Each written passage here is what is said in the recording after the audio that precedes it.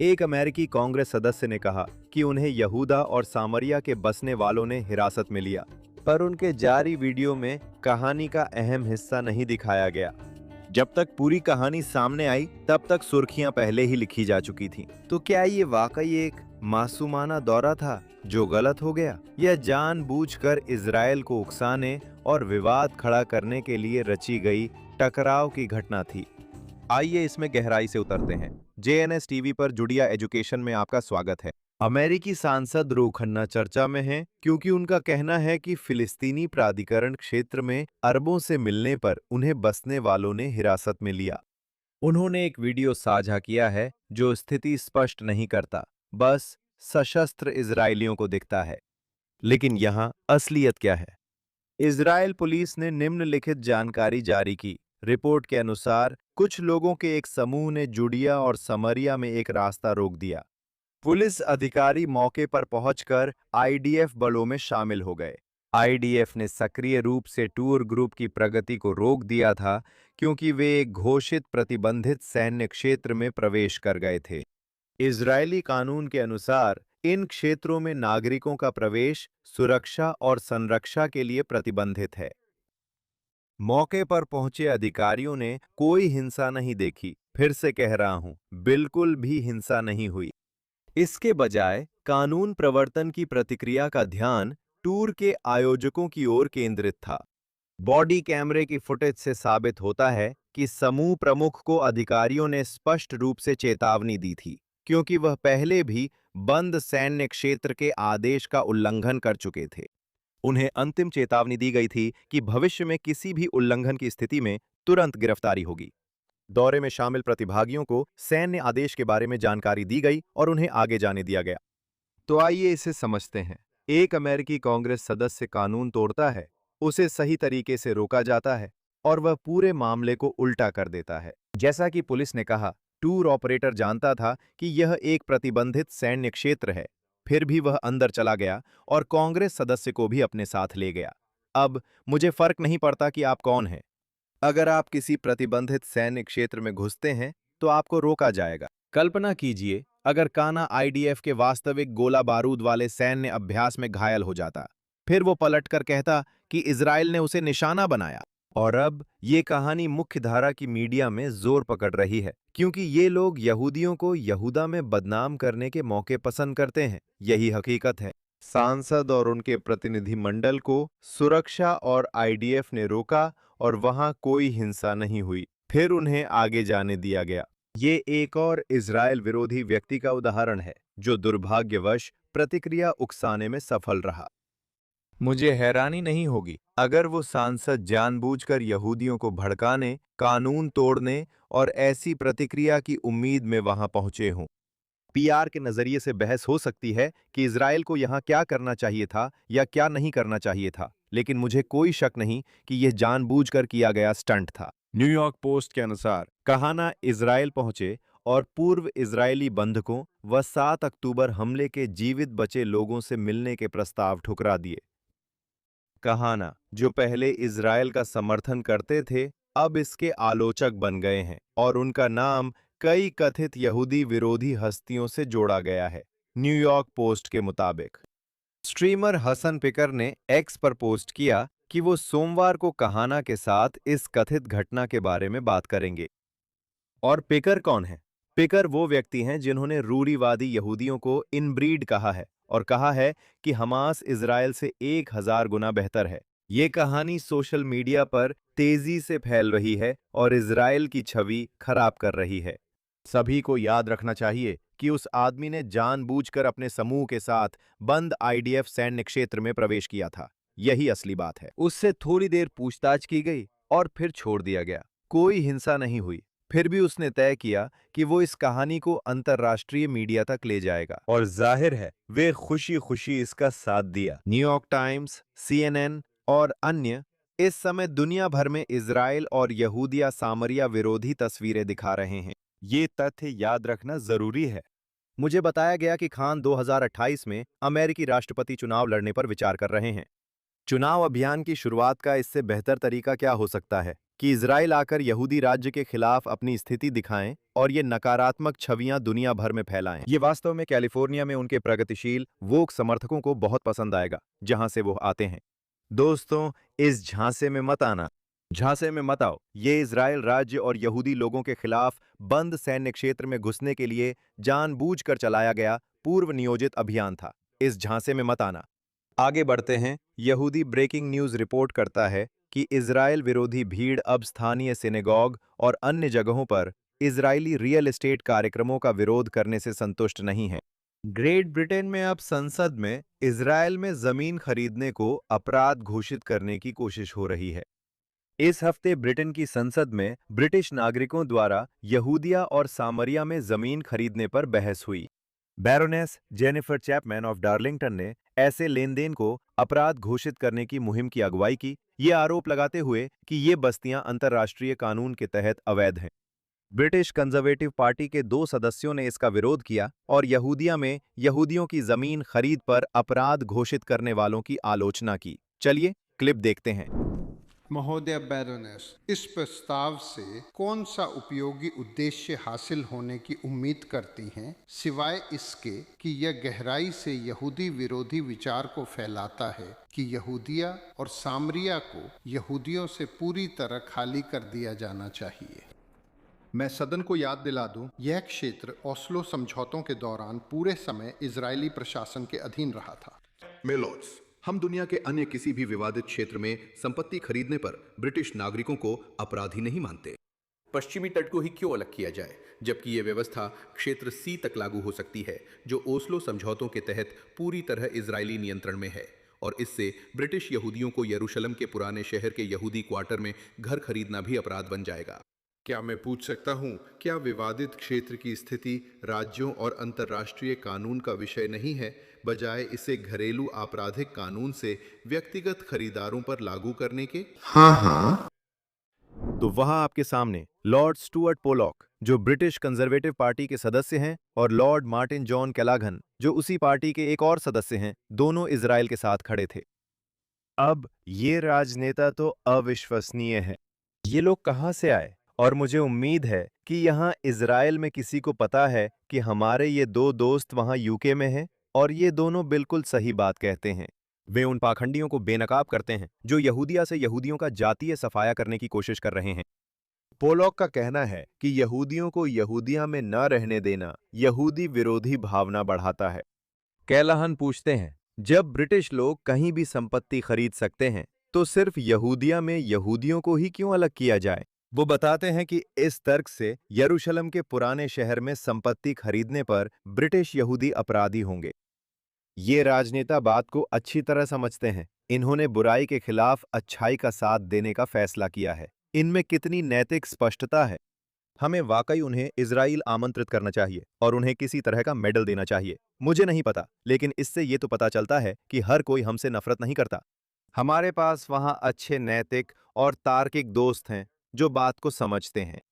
इस मुद्दे पर इतिहास के सही पक्ष में रहने के लिए यूके कंजर्वेटिव पार्टी को बधाई। दुर्भाग्यवश यूरोप से एक और खबर आ रही है। आयरलैंड संसद ने इस हफ्ते कानून पारित किया जिसमें यहूदा और सामरिया और यरूशलेम के कुछ हिस्सों में इजरायली समुदायों की वस्तुओं के आयात पर रोक लगाई गई है। ये यूरोपीय देशों में सबसे व्यापक व्यापार उपायों में से है। इजरायली सेटलमेंट्स बिल के तहत इजरायल की मान्यता प्राप्त सीमाओं के बाहर स्थित इजरायली आवासीय, कृषि और व्यावसायिक उद्यमों से आयात पर प्रतिबंध लगा है। मध्य दक्षिणपंथी गठबंधन सरकार ने कहा, यह कानून 2024 की प्रतिक्रिया में बना। अंतर्राष्ट्रीय न्यायालय की राय में यहूदा, सामरिया, पूर्वी यरूशलेम और गाजा में इजरायल की मौजूदगी अंतर्राष्ट्रीय कानून के तहत अवैध है। आयरलैंड हमास नरसंहार 7 अक्टूबर के बाद से इजरायल के सबसे मुखर यूरोपीय आलोचकों में रहा है। डबलिन ने 2024 में तथाकथित फिलिस्तीनी राज्य को मान्यता दी, जिससे इजरायल ने आयरिश राजधानी में अपना दूतावास बंद कर दिया। जून में आयरलैंड ने इजरायल के राष्ट्रीय सुरक्षा मंत्री इतमार बेन गवीर और वित्त मंत्री बेजालेल स्मोट्रिच का प्रवेश रोका। इस कदम का प्रत्यक्ष आर्थिक प्रभाव सीमित रहने की उम्मीद है। ये कानून कूटनीतिक रूप से अहम है क्योंकि आयरलैंड यहूदा और सामरिया में इजरायली समुदायों पर विशेष रूप से व्यापक आयात प्रतिबंध लगाने वाला पहला यूरोपीय संघ सदस्य बना। इजरायल ने पूरे कानून पारित होने के दौरान इसका विरोध किया। विदेश मंत्री गिदोन सार ने इस कदम को यहूदी विरोधी बताया और चेतावनी दी कि कानून बनने पर आयरलैंड को कीमत चुकानी होगी। उन्होंने कहा कि ये कानून इजरायली समुदायों को गलत तरीके से निशाना बनाता है। तो कहानी कुछ यूं है। आयरलैंड यहूदी लोगों के बनाए सामान को उनकी भौगोलिक स्थिति के कारण आयात नहीं करेगा। अगर आप यरूशलेम के पुराने शहर में रह रहे यहूदी हैं, तो आयरलैंड आपको बहिष्कृत कर रहा है। ये शहर यहूदी धर्म में दुनिया का सबसे पवित्र शहर है और इसकी यहूदी जड़ें 2500 साल पुरानी हैं। अगर आप यहूदी हेब्रोन में, जहां हमारे पूर्वज दफन है, सामान बनाते हैं, तो आयरलैंड बहिष्कार करेगा, जबकि यरूशलेम के पुराने शहर के अरब लोग शायद वहां अपने उत्पाद बेच सकते हैं। अगर ये सच में जमीन का विवाद होता, जो कि है नहीं, तो क्या सब कुछ सुलझने तक उस इलाके के सभी उत्पादों की खरीद रोकना तर्कसंगत न होता? नहीं, वे ऐसा नहीं कर रहे हैं। वे खास तौर पर यहूदी कंपनियों को निशाना बनाकर कहते हैं कि यहूदियों को जाति या विश्वास के आधार पर कुछ जगह रहने का हक नहीं है। और इसे क्या कहते हैं? इसे भेदभाव कहते हैं। आयरलैंड दावा करता है कि वो अरबों या मुसलमानों के अधिकारों की परवाह करता है, लेकिन उसने उनकी रक्षा के लिए दूसरे देशों में क्या किया है? और वे दुनिया में किसी भी अन्य कथित भूमि विवादों के बारे में चुप क्यों हैं? वे केवल तभी कानून पास करना शुरू करते हैं जब मामले में यहूदी या इजराइल शामिल हों। ये कानून अरबों को नुकसान पहुंचाएगा, जो यहूदी कंपनियों के लिए यहूदा और सामरिया में काम करते हैं, क्योंकि इन कंपनियों पर प्रतिबंध लगेगा। तो मत कहिए कि ये कदम अरबों या मुसलमानों को फायदा देता है। आयरलैंड कई वर्षों से इजराइल का कट्टर विरोधी रहा है। उन्होंने 7 अक्टूबर को यहूदियों के खिलाफ किए गए नरसंहार का इस्तेमाल यहूदियों को निशाना बनाने के लिए किया। इसके लिए मैं कहता हूं, शर्म आनी चाहिए। आगे बढ़ते हैं। फिलिस्तीनी मीडिया वॉच ये पृष्ठभूमि देता है। इजरायली अरब आतंकवादी महेर यूनिस और उनके चचेरे भाई करीम ने 1980 में छुट्टी के दौरान इजरायली सैनिक अब्राहम ब्रॉम्बर्ग का अपहरण किया, उसे बेरहमी से सिर में गोली मारी और सड़क के किनारे मरने के लिए छोड़ दिया। दोनों आतंकवादियों को 2023 में 40 साल की सजा के बाद रिहा किया गया। ये जानकारी इस हफ्ते क्यों प्रासंगिक है, जानिए यहाँ। महेर यूनिस, जो इस आतंकी घटना के जिम्मेदार थे, इस हफ्ते मर गए। और फिलिस्तीनी प्राधिकरण क्या कर रहा था? इस हत्यारे का महिमा मंडन करने में। पीएमडब्ल्यू के अनुसार वरिष्ठ फिलिस्तीनी प्राधिकरण और फतह अधिकारियों ने इस हत्यारे को इस तरह पेश किया। महान राष्ट्रीय नेता, एक प्रतीक, एक सेनानी और भविष्य की फिलिस्तीनी पीढ़ियों के लिए एक आदर्श के रूप में। साथ ही उसे इजरायल का शिकार भी बताया गया है। फतह केंद्रीय समिति के सचिव जबरील रजूब ने कहा, इस महान शख्सियत को विदा करते हुए मैं गर्व और गहरी सराहना से उनके सम्मानजनक संघर्ष को याद करता हूं। आइए इस क्लिप को देखते हैं। हम सबसे पहले अपने पूरे फिलिस्तीनी लोगों के प्रति संवेदना व्यक्त करते हैं। उनके सभी गुटों के साथ ये हमारे लिए फिलिस्तीनियों के रूप में बहुत दर्दनाक है। वास्तव में हम जेलों में परिवार के एक स्तंभ को खो रहे हैं और इसका मतलब हमारे पूरे फिलिस्तीनी लोगों के लिए बहुत कुछ है। लेकिन ये साल और ये गौरवशाली इतिहास पीढ़ियों की यादों में हमेशा के लिए अंकित रहेगा, क्योंकि ये सेनानी माहिर यूनिस हर संघर्ष की कहानी के साथ, फिलिस्तीनी जनता के संघर्ष के हर महाकाव्य के साथ अमर रहेगा। लेकिन उनका संघर्षशील विरासत फिलिस्तीनी भावना में हमेशा जीवित रहेगा, जो 4 दशकों के धैर्य और दृढ़ता का गवाह है। तो आपने देख लिया। फिलिस्तीनी मीडिया वॉच ने इस सप्ताह दर्जन भर पीए नेताओं और अधिकारियों की सूची बनाई, जिन्होंने उस घृणित आतंकवादी की याद का गुणगान किया। ये चौंकाने वाली बात नहीं है, क्योंकि पीए यहूदियों के हत्यारों और उनके परिवारों को पैसे देता है। पीए मीडिया और शिक्षा प्रणाली रोजाना हिंसा के लिए उकसाती है। तथाकथित शहीदों को हीरो के रूप में पूजा जाता है। आयरलैंड, यूरोबीयू और यूके सभी चुप हैं। ज्यादातर लोग भी चुप हैं, जैसा कि मैंने उन 2 यूके राजनेताओं के बारे में बताया था। कुल मिलाकर सब कुछ पहले जैसा है। दुनिया आतंकवादियों की तारीफ को नजरअंदाज कर देती है। इजरायल जानता है कि क्या हो रहा है, लेकिन फिर भी किसी तरह पीए अभी भी टिका हुआ है। मुझे समझ नहीं आता कि ऐसा क्यों है। हमने ओस्लो के साथ जमीन के बदले शांति का प्रयोग किया, जो बुरी तरह नाकाम रहा। इसका नतीजा ये हुआ कि यरूशलेम, तेल अवीव और नेतान्या की सड़कों पर यहूदियों की हत्या हुई। शायद बस शायद एक दिन हमारे पास इतना साहस होगा कि हम कह सकें कि अब बहुत हो गया। आगे बढ़ते हुए मैं यहूदिया और सामरिया में जीवन को लेकर एक गलत फहमी पर बात करना चाहता हूं। देश के इस हिस्से के लोगों की एक खास छवि कई लोगों के मन में है। वे मानते हैं कि हमारे समुदायों में राष्ट्रीय धार्मिक लोग होते हैं, सिर पर किप्पा पहनने वाले पुरुष, बाल ढकने वाली महिलाएं आदि। अब चूंकि मेरा सिर ढका है, शायद मैं इन गलतफहमियों को दूर करने के लिए सही व्यक्ति नहीं हूं। असल में यहूदिया और सामरिया बहुत विविध हैं। यहाँ कुछ मोहल्लों में अति रूढ़िवादी, कुछ में राष्ट्रीय धार्मिक और कुछ में धर्मनिरपेक्ष या मिश्रित रूढ़िवादी धर्मनिरपेक्ष इजरायली रहते हैं। और इसी बात से मैं आगे बढ़ता हूं। 1980 के दशक के बाद पहली बार पश्चिमी बिन्यामिन में धर्मनिरपेक्ष आबादी के लिए एक नया समुदाय स्थापित किया जाने वाला है। बिन्यामिन क्षेत्रीय परिषद अपने क्षेत्र के पश्चिम में नतोफ नामक नए समुदाय की योजना बना रही है।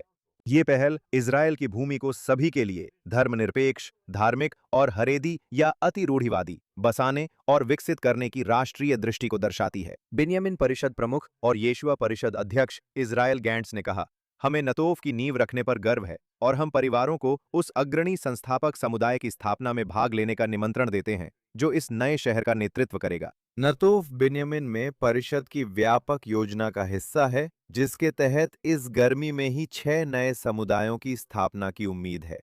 वास्तव में ये बहुत बड़ी खबर है और जैसा कि मैंने कहा, ये 1980 के दशक के बाद पहली बार है जब एक नया समुदाय विशेष रूप से धर्मनिरपेक्ष परिवारों के लिए विकसित किया जा रहा है।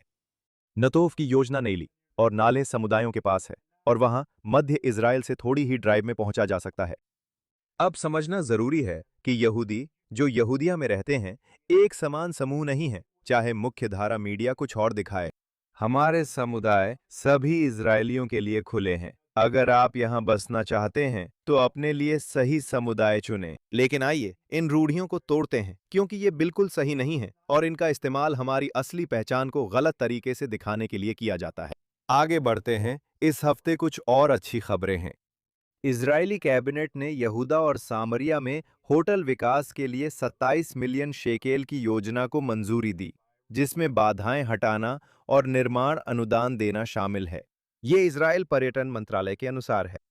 पर्यटन मंत्री खाइम कात्ज की अगुवाई वाले इस कार्यक्रम में 2026 से 2030 के बीच की परियोजनाओं की वैधानिक योजना प्रक्रिया को आगे बढ़ाने के 7 मिलियन शेकल शामिल हैं।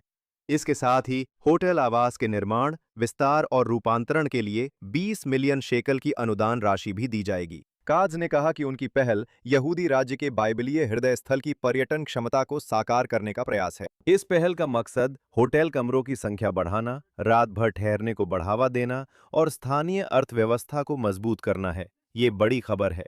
इस क्षेत्र में कुछ बेड एंड ब्रेकफास्ट या एयरबीएनबी किराए पर हैं, लेकिन ये पर्याप्त नहीं है। यहाँ होटल विकल्प भी बहुत कम है। ये पर्यटन क्षेत्र के लिए अच्छी खबर है। अभी तक लोग एक दिन के लिए यहाँ आते हैं और फिर यरूशलेम या तेल अवीव के होटल लौट जाते हैं।